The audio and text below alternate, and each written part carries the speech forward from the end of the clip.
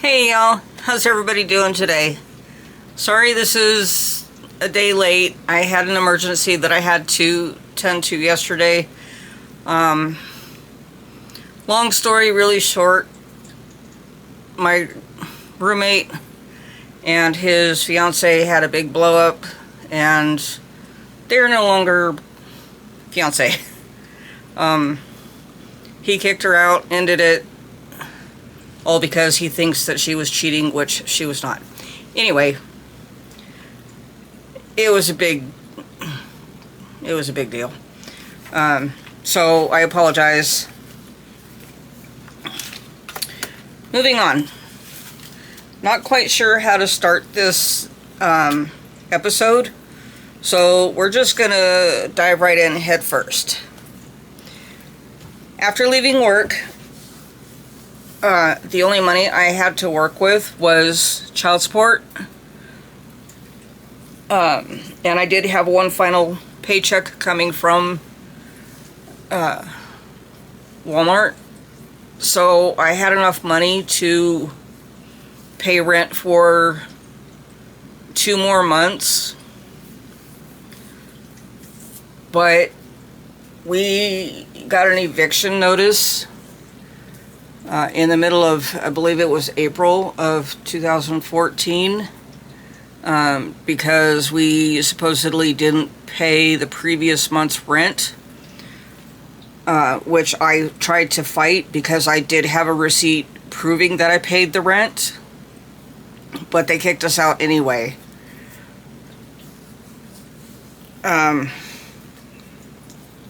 So we became homeless. We packed up everything and threw it all in storage, with the exception of clothes that we would need for the upcoming summer. And we went and stayed at a friend's house for a little while.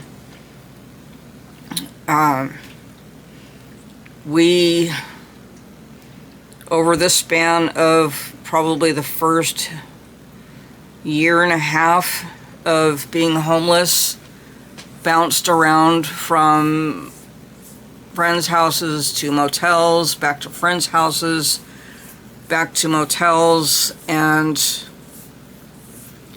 on the main strip where most of, like, probably 90% of the motels are in this town, we literally have stayed in probably about 95% of them. So essentially we lived in damn near every motel in this town, which was not fun. We've been to a shelter twice. The first time we were there for maybe a month, they decided to enter our house unannounced, and kicked us out because the beds were not made, which I was planning on making them as soon as I got back. I had to get my kids to school first, and then I was going to come back and get the beds made and get what few dishes were in the sink put into the dishwasher and, do regular household chores, clean, and then relax until it was time to go get the kids. But no, they kicked us out. In the process of moving from there to a friend's house, we went back to get the rest of our clothes, only to discover that the people who run the shelter stole what remaining clothes I had left to get. Of course, they denied it. Whatever. The second time we went to the shelter, was just me because my kids were on visitation with their dad at the time, and they got me a little house to stay in, and they require that you do, they require that you wash all your clothes before you actually go into the house, to keep from letting any bed bugs or whatever in. Well, somehow they had it stuck in their head that I had bed bugs. And I got so angry because I've never had bed bugs in my entire life. I didn't even know what they were until they had to explain it to me there at the shelter. I didn't even know what they looked like. So before I could even get into my room, they kicked me right back out. But at least I got a free load of laundry done. Whatever. So I went to another motel. I only was able to stay there for a week because at this point I didn't have any money to pay, so they let us stay there for free for 1 week. I was waiting on child support to come in, and we were also, by this time, Stanley, my youngest boy, had gotten his disability,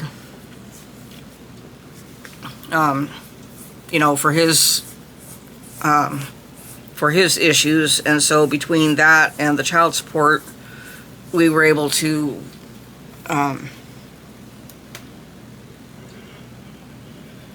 start paying like for a room. We didn't have enough income to actually get into an actual house or an apartment or anything like that, but we at least had enough money to stay in a motel for longer than 2 weeks. We finally were able to get into, after a year and a half of bouncing around from place to place to place, we finally were able to get into a motel where the LDS church paid our first month, which was extremely, extremely helpful. After that, we were able to pay our own rent. Jonathan, my oldest boy, he got his first job when he was 14, and so he would throw $50 my way just to kind of help with food and whatnot. And then I guess he had told some friends of his at school that we were, without a car, so it was quite the challenge to get my kids to and from school. And so at this final motel that we were able to stay at, and were there for probably about a year, one of his friends' moms, let's see, how do I phrase this? One of his friend's older sisters had just bought another vehicle, so they gifted us her old car. And so I was so grateful to finally have a car again. Yes, it was a piece of crap, and I understand, I understood why her sister was needing a new vehicle, but I wasn't complaining. It got me from point A to point B. I was able to get my kids to and from school without having to beg somebody for a ride.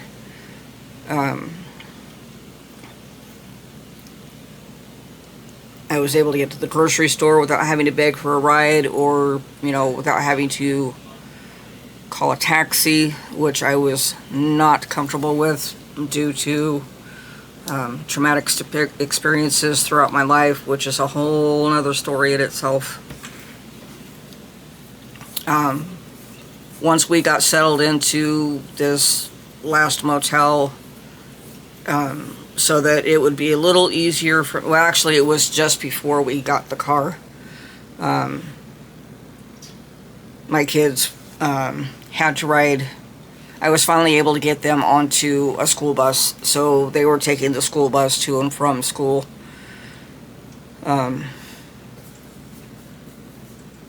Until I finally got a car, which and like I said, I was so grateful for. After a year of being at this motel, my adopted son Jamie said that there was an apartment open in the building that he was living in, and he talked to the owner and was able to hold it for us. So I had called my mother, and she sent me the money for the deposit, and so she paid the deposit, and then I was able to pay the first month's rent. And so we were finally back in our own place again, which felt so good. We moved into this new place in November of 2017, so shortly after, a few months after Jonathan, my oldest boy, graduated from high school, because he graduated when he was 17, which he was so thrilled about.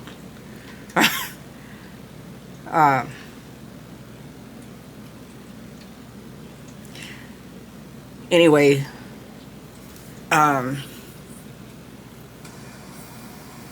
back to my disability. I applied for disability back in September of 2014. I got denied. I appealed the process, got denied again, appealed it a second time, got denied a second time. So I waited a little while and tried again. They kept requesting more doctor's information, and I was gathering, oh my gosh, week after week after week, I was gathering doctor information, having tests done. Eva Disability sent me in for testing, on their own bill. It was a big headache, but it took me 6 years before they finally approved me. Let me tell you, that was one hell of a fight with disability during that 6 years. And what I should have been given for back pay, based on rough guesstimations, by my calculations, I should have received probably somewhere around 50 grand. Yeah, no. They found a loophole and only pushed it back. See, I got approved in